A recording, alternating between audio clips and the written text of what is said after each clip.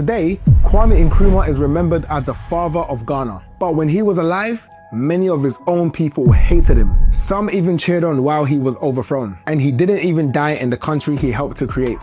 This is the story of Kwame Nkrumah. He was born in 1909 in what was then the British colony of the Gold Coast. From early on, he was drawn to books, ideas, and politics. But his real transformation began when he left Africa. Nkrumah studied in the United States in Pennsylvania, where he spent years reading, organizing, and absorbing black political thought. That's where he encountered the ideas of Marcus Garvey, black pride, self-determination, and the belief that Africans should rule themselves. Garvey didn't just inspire Nkrumah, he gave him a direction. Later in London, Nkrumah mixed with African and Caribbean activists, helping organize Pan-African movements. Even there, not everyone liked him. Some thought he was too radical, others thought he was too ambitious. But he had one clear goal: independence for the Gold Coast. When he returned home, he didn't wait for permission. He organized workers, students, and ordinary people. He was arrested, imprisoned, and silenced. And while he was in jail, his party won the election anyway. The British were forced to release him. In 1957, the Gold Coast became Ghana, the first sub-Saharan African country to break free from colonial rule. Nkrumah became its leader. The world was watching. At a time when Africa was still treated like a continent without a future, Nkrumah stood on the global stage.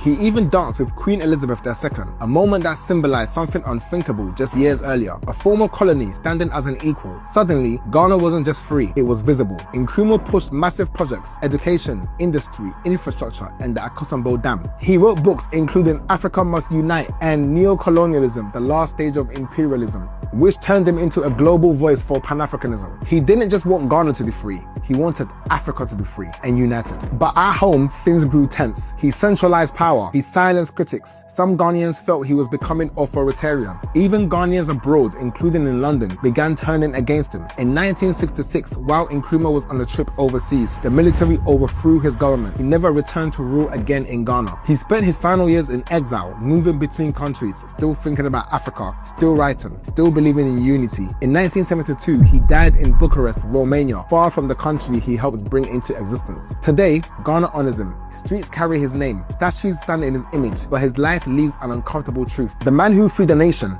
didn't get to live in peace inside of it. So here's the real question: was Nkrumah a warning about power, or proof that real change always makes enemies before it makes history? And as always, let me know your thoughts in the comments below.